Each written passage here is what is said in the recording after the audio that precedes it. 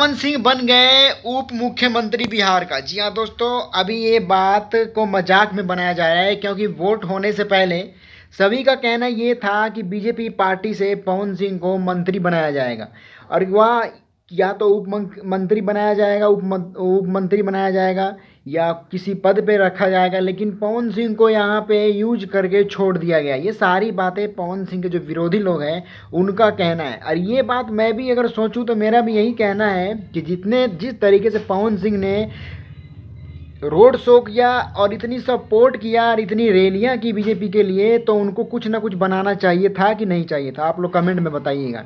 हाँ, ये बात सही है कि पवन सिंह को बीजेपी वालों ने यूज किया।